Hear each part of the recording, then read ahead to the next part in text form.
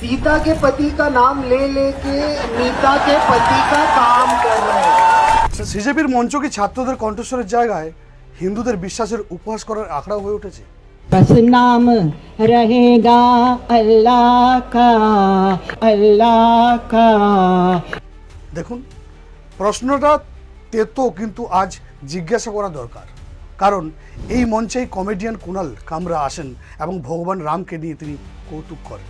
অবাক করার মতো বিষয় হলো, আশেপাশে যত মানুষ থাকেন তারা সবাই জোরে হো হো করে হাসতে শুরু করলো। सीता के पति का नाम ले लेके मीता के पति का काम कर रहे हैं।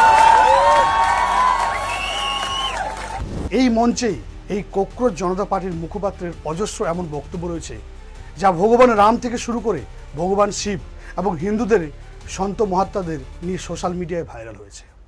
কিন্তু অন্যদিকে এই মঞ্চ থেকেই বাস নাম রহেগা আল্লাহ কা গান গাওয়া হয়। बस नाम रहेगा अल्लाह का।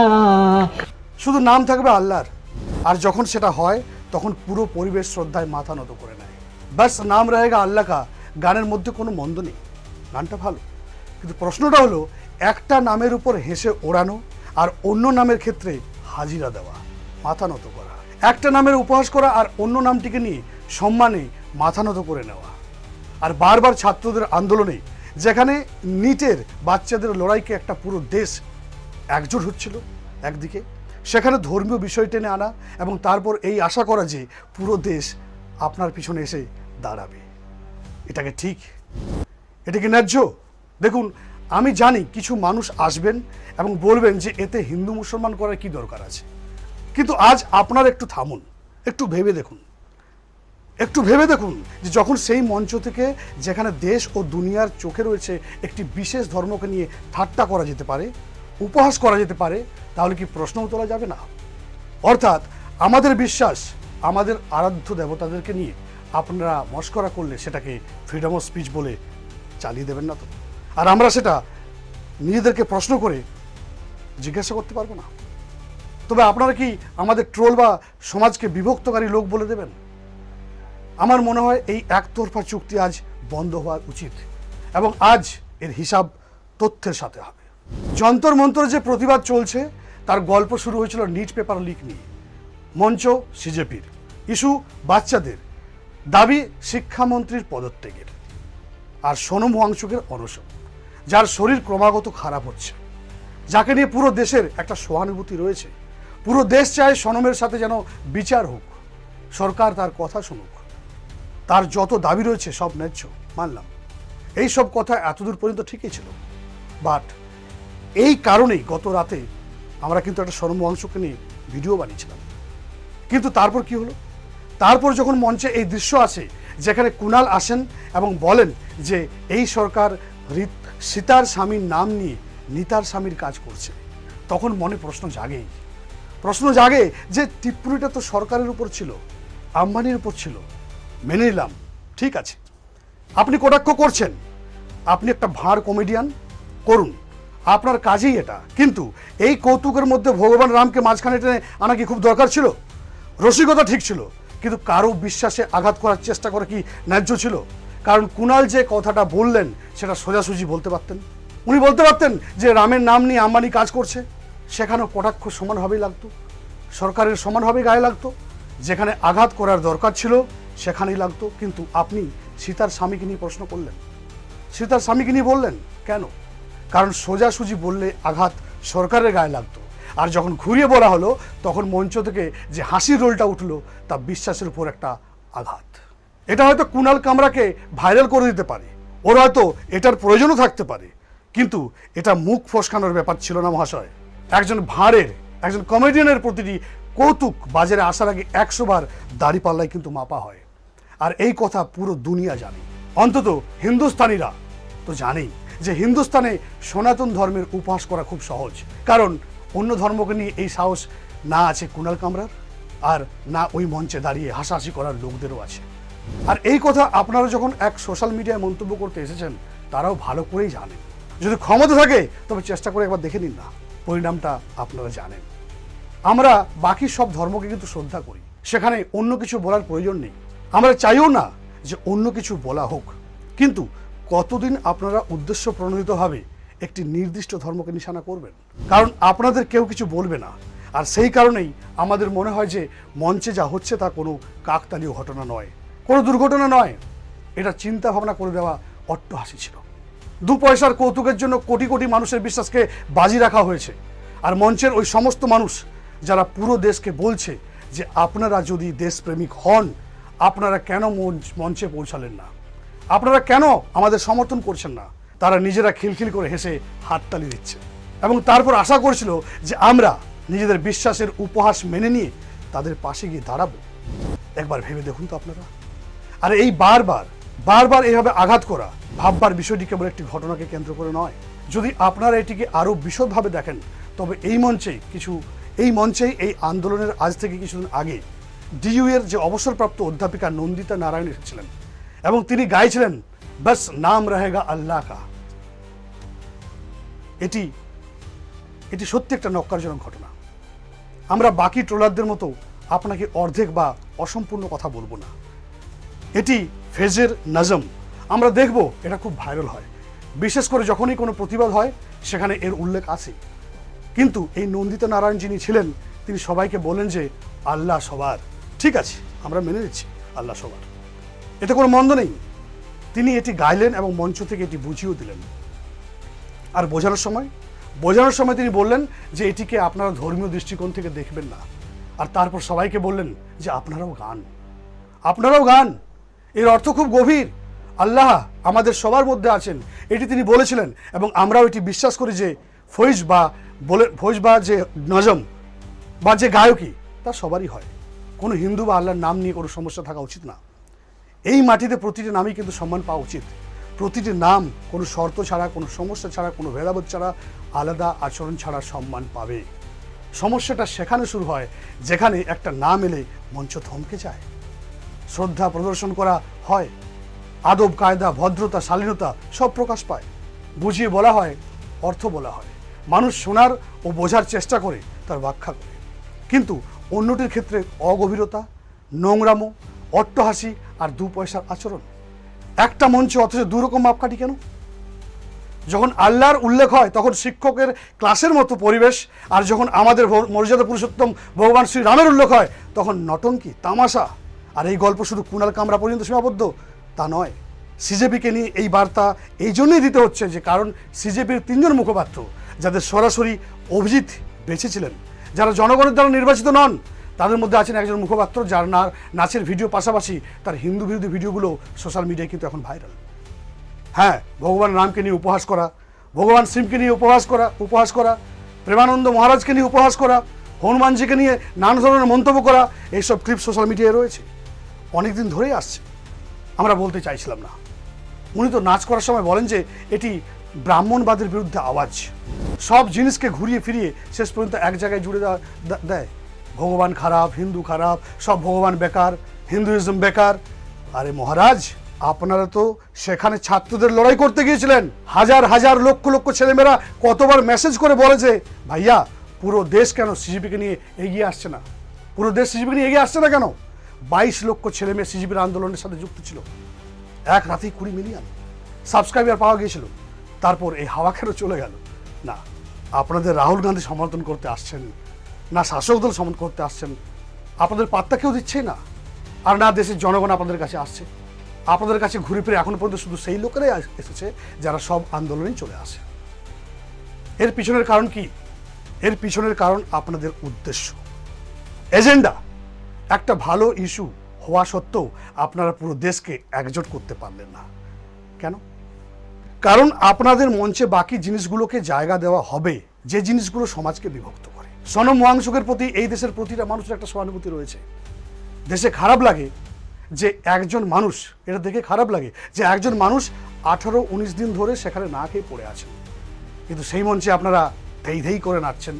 সেই নাচকে আপনারা বলছেন যে এর মাধ্যমে আন্দোলন হচ্ছে, এন্টারটেনমেন্ট এজেন্সি। আর তারপর হিন্দুদের উপহাস করছেন। কেউ যেন এসে সীতার স্বামীকে নিয়ে মন্তব্য করে আপনারা হাততালি দিচ্ছেন। আর তারপর আপনারা লোকজনকে বলছেন দেশবাসীর লজ্জা হওয়া উচিত যে তারা এগিয়ে এসে আপনাদের সমর্থন করছে না। বারে ভাই, 15ই আগস্টের দেশপ্রেমের কর্মসূচিকে আপনারা নটঙ্কি বলেন। চমৎকার, তাই না? জনগণ সাথে না এলে জনগণ বেশরম, লজ্জা। আর জনগণের জাতীয় উৎসব হলো নটঙ্কি। সেই কারণেই আমরা বলছি যে এই সব প্রশ্ন অত্যন্ত গুরুত্বপূর্ণ হয়ে ওঠে যে পেপার লিক নিয়ে এই ধর্নাটা ছিল। পেপার লিকের ধর্নাস্থলে আজাদি চাওয়া হলো, তারপর মঞ্চ থেকে নাজম চাওয়া হলো, এইসব চলছে। কিন্তু যখন ভগবানের উল্লেখ এলো তখন আপত্তিকর মন্তব্য করে দেওয়া হলো। আর সেই মঞ্চের আশেপাশে বসে বারবার বারবার সনাতন ধর্মকে উপহাস করা হলো। আর তারপর মঞ্চে দাঁড়িয়ে ওই সীতার স্বামী সংক্রান্ত কথা। দেখুন ভাই সাহেব, একটা ঘটনা কাকতালীয় হতে পারে, দুটো ঘটনা দুর্ঘটনা হতে পারে, কিন্তু যদি 1 ডজন এমন ঘটনা ঘটে তবে আমাদেরকে সেটা ভাবতেই হবে যেটা খারাপ উদ্দেশ্য আছে। এর পিছনে নিশ্চয়ই কিছু খারাপ উদ্দেশ্য আছে। প্রতিবার যখন আমাদের সিজেপির প্রতিবাদ নিয়ে সমস্যা হয় তখন আমরা এটাই বলি যে ছাত্রদের যে আমরা পাশে দাঁড়িয়েছি। কিন্তু মুশকিল হলো এই যে ছাত্ররাই প্রতিবার পিছনে রয়ে যায়, পেপার লিকের বিষয়টা হারিয়ে যায়, প্রতিবার কোনো একটা আলাদা এজেন্ডা সামনে চলে আসে। আর সেই কারণেই প্রশ্ন, এটি কি ছাত্রদের জন্য আন্দোলন নাকি বিশ্বাসকে আঘাত করার জায়গা? এর জবাব আমরা দেব না, এর জবাব দেশের জনগণকে দিতে হবে। আর যতক্ষণ জবাব না আসছে দেশ সেটাই বুঝবে যা স্ক্রিনে দেখা যাচ্ছে। আর বাকি যারা বাক স্বাধীনতার কান্না কেঁদে আমাদের কাছে আসেন না ভাইয়া, আমরা আবারও বলছি যে যখন হিন্দুদের কথা আসে তখন আপনারা বাক স্বাধীনতার বা ব্যঙ্গাত্মক কথাবার্তা বলতে আপনারা পিছু পা হন না, ঢোল পেটাতে শুরু করেন। সিজেপির মঞ্চে কুণাল কামরা যা করলেন, যা বললেন, আর ওই দাহিয়া যে বারবার ভগবানকে নিয়ে অপমান করছেন।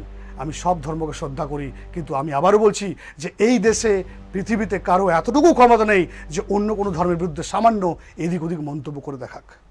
এই দেশ দেখেছে নূপুর শর্মার কি হাল হয়েছিল, আর সালমান রশিদ 35 বছর পর কি হাল হলো সেটাও দেখেছে। যদি কেউ সহনশীল বা টলারেন্ট হয় তবে আপনারা এতটাও অসহনশীল হবেন না। ধর্ম নিয়ে রসিকতা করবেন না, সংবেদনশীল থাকুন। কারণ যখন ধর্মের উপর রসিকতা করা হয় এবং বারবার করা হয় তখন তো হেট স্পিচ হয়ে যায়। হেট স্পিচ সমাজকে বিভক্ত করে। আমরা চাই না সমাজ বিভক্ত। আমরা এখনও সনম ওয়াংচুকের এই আন্দোলনকে সমর্থন করছি। আমরা এখনও সরকারকে বলছি যেন সরকার সনম ওয়াংচুকের সাথে আলোচনা করে। এই দেশে গণতন্ত্রের প্রতিটা মানুষ যদি নিজের কণ্ঠস্বর পৌঁছানোর জন্য গান্ধীজির দেখানো পথ অবলম্বন করে তবে তাকে সমর্থন করা উচিত। সরকারের উচিত তাদের কথা শোনা, তাদের সাথে আলোচনা করা। ধর্মেন্দ্র প্রধানের পদত্যাগ হোক বা না হোক, এটা নিশ্চিত করতে হবে যেন ওই 13 জন বাচ্চার মৃত্যুর মতো ঘটনা আর দ্বিতীয়বার না ঘটে, রিপিট না হয়। এটা নিশ্চিত করতে হবে যেন 7 বছরে 70টি পেপার লিক যা হয়েছে তা আর কখনো যেন না ঘটে ইন ফিউচারে। এই দেশের প্রতিটি শিশু যেন অনুভব করতে পারে যে যা প্রস্তুতি নিচ্ছে তা অন্য কারো টাকার বিনিময়ে নষ্ট হয়ে যেন না যায়। এই সব কথা বারবার বলতে আমরা একটাই আমাদের বিশ্বাস, যে আমাদের বিশ্বাস নিয়ে খেলা করবেন না। আর যদি আপনারা তা করেন তবে অন্তত সমর্থনের আশা করবেন না। আমরা তো এটাই বলতে পারি যে বাকি এই দেশের জনগণ যা বোঝার তা বুঝবে। সুযোগ বুঝে সাহসিকতা দেখানোকে আমাদের এখানে মকা পরিস্থিতি বা সুবিধাবাদ বলে। আর একটা কথা আমার এখনো বলে দিচ্ছি যে যারা এটা করছেন না, আমি আজ আবারও বলছি, কুণাল কামরা সিজেপির মঞ্চ থেকে ভগবান রামকে নিয়ে যে উপহাস করেছেন, বিজয় দাহের মতো যে স্টেটমেন্টগুলো চলছে, একই মঞ্চে আল্লাহকে নিয়ে যে সম্মান দেখানো হচ্ছে আর ভগবানকে নিয়ে ঘৃণা দেখানো হচ্ছে, তাতে জানেন আসল ক্ষতি কার হচ্ছে? 2 জন মানুষের। এক, ওই বাচ্চাটির যার জন্য আন্দোলন শুরু হয়েছিল, আর 2, ওই সাধারণ হিন্দুর ঘরে যে এই রাজনীতি থেকে যারা দূরে থাকে। ওই সাধারণ হিন্দু যে সকালে উঠে প্রদীপ জ্বালায়, মঙ্গলবারে হনুমানজির মন্দিরে যায়, সোমবারে শিবজির মাথায় জল ঢালে, ওই সাধারণ হিন্দু যে কোনো ধর্মকে ঘৃণা করে না। আপনারা তার বিশ্বাসকে প্রকাশ্যে মঞ্চে অপমান করছেন, কারণ তার স্বভাব হলো চুপ থাকা। কিন্তু সে দেখে সব, আর তার মনে প্রশ্ন আসছে, আমাদের বিশ্বাস কি এতই সস্তা যে 2 পয়সার কমেডিয়ান ভাড়ামু করবে, 5 লাইন বানাবে আর 2 পয়সার নাচনিয়া তা নিয়ে উপহাস করবে? আর দ্বিতীয় ক্ষতি হলো ওই বাচ্চাটির হচ্ছে যার বাবা মা বন্ধক রেখেছিল জমি, মা গয়না খুলে দিয়েছিল, যে লণ্ঠনের আলোয় পড়া মুখস্থ করতো, আর তার পেপার বিক্রি হয়ে গেল। তার চোখের জলের উপর এই মঞ্চ দাঁড়িয়েছিল, আর আজ হেডলাইন কি বেরোচ্ছে? ওই মঞ্চে কৌতুক করা হচ্ছে, ওই মঞ্চ থেকে ভগবানের উপহাস করা হচ্ছে, নাচ চলছে। এমন ব্যক্তিত্ব আসছে যারা দেশ ভাগ করতে চায়, সন্ত্রাসবাদীদের সাথে তাদের ছবি আছে। তারা বলে যে কাশ্মীর কখনোই ভারতের ছিল না। এই সব জাতীয় মানসিকতার মস্তিষ্কের মানুষ। ফুড ব্লগিং হচ্ছে, যে যা খুশি তাই করছে, আপনারা সব দেখছেন। এতে লাভ কার হচ্ছে জানেন?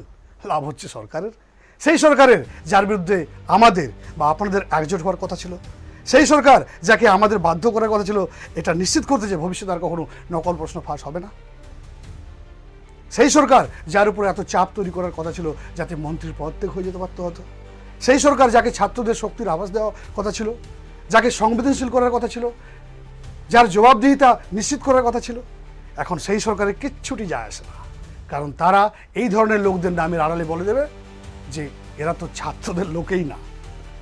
সহজ কথায় বললে, যে মঞ্চ বাচ্চাদের চোখের জলের উপর গড়ে ওঠার কথা ছিল তার সেলিব্রিটিদের অট্টহাসির বাজারে পরিণত হলো। মঞ্চ আপনারা দিয়েছেন, অতিথি আপনারা রেখেছেন, তাই মঞ্চ থেকে যখন কোটি কোটি মানুষের বিশ্বাস নিয়ে হাসাহাসি করা হচ্ছে তখন এটা দায়িত্ব আপনাদেরকে নিতে হবে। আপনারা দায়িত্ব এড়াতে পারবেন না বাবা, পারেন না। আমাদের এখানে একটা প্রবাদ আছে, লড়ে তো জিতে নাম সর্দার কা, হারে নাম সর্দার কা। জিতলেও সর্দারের নাম, হারলেও সর্দারের নাম। যখন সর্দার সেজেছেন তখন ওই মঞ্চে যা যা কিছু হচ্ছে তার দায়িত্ব আপনাদেরকে নিতে হবে।